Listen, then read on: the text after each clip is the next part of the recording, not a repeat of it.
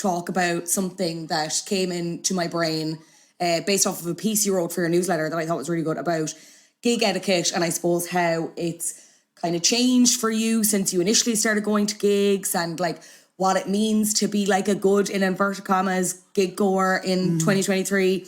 And it kind of made me wonder then, like, is gig etiquette now in this year, post-COVID, is it in a bit of a flop era? Because I think we're seeing that with musicians and pop stars and all the likes. But before we even kind of answer that question, I'd love to ask you about your kind of earliest memories of attending gigs and the kind of behaviour you saw at your first concerts. Yeah, so in the piece I wrote on the newsletter, I was sort of praising the early gigs I went to, mostly rock gigs, mostly metal gigs. I wasn't a big metal fan, but you go to the gigs that your friends are going to kind of thing. And I found the environment at those gigs really positive, really inclusive of me being like, you know, a teenage girl. For the most part, I didn't quite get into it. Like I praise those gigs and the people at those gigs a lot. There's obviously a lot you have to learn to do with gig etiquette when you're going to your first gigs.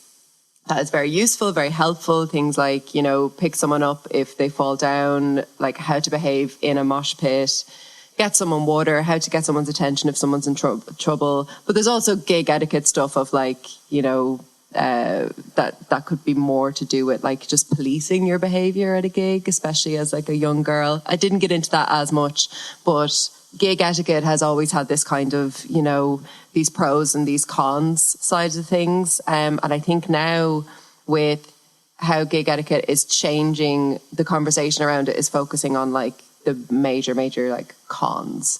But those early gigs were very formative in terms of like how I learned to just behave at gigs, have like my own good time, enjoy myself, while also the main thing being don't hamper anybody else's enjoyment of the gig. Like if you're screaming along, do it at an appropriate time in the song.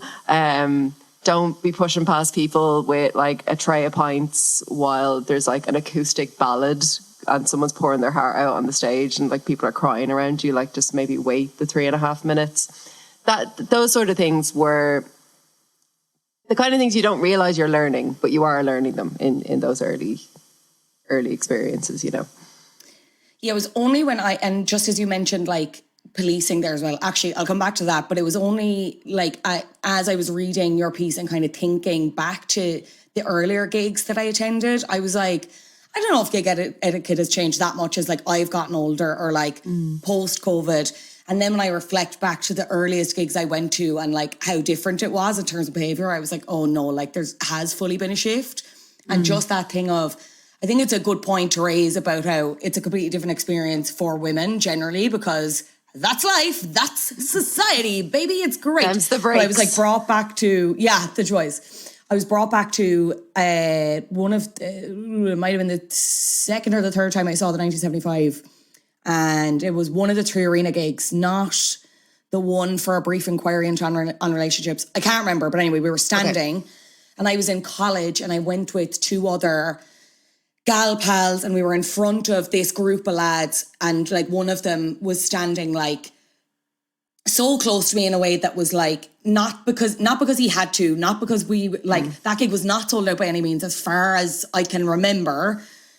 So close to me, like actively rubbing against me. Oh God. He had a thing with his phone that he was like putting the phone kind of in front of my face to like film the gig. And it got to a point where like I was getting really annoyed and then I kind of like snapped, for want of a better word, and kind of grabbed his phone. And then, you know, when you do something, and again, it's that thing of you do something off of adrenaline and then there's the thing of like, I'm a woman, this man is going to kick the living shit out of me because I've done this. And now it didn't happen and actually security were able, like he was getting ready and security intervened and it was fine. But it's so weird how you say something like that and it just, I think this episode will be cheerier and funnier, I promise. But it's just when you said that, it's like, I think every woman has a moment where they're brought back to something at a gig where it was like they were made be uncomfortable. And it's something that generally, speaking generally, men don't have to think of. It's crazy. Yeah, and I mean, even, you know, like less extreme examples, but still rooted in the same kind of misogyny, are you know, I remember going to gigs, to rock gigs, and you know, being quizzed about like what's your favorite album of the band, or you know, the name 5 songs, that old chestnut.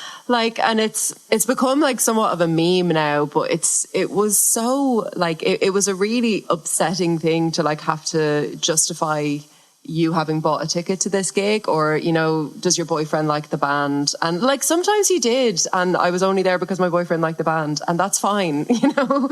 But it's yeah, the kind of the constant justification for you to just actually be able to stand there and enjoy the gig. And I think that a lot of like what we understand as gig etiquette and like the ideal behaviors to have at a gig is so that you don't hamper other people's experiences, especially if they're like shorter than you. Let them stand in front of you. Like if they're small and there's, you know, there's like a mosh pit starting up, just be like, you okay? Do you want me to like pick you up and move you over here or something? Do you know, like just look out for people. And I think women do that for each other. Women have done that for each other at gigs. I mean, I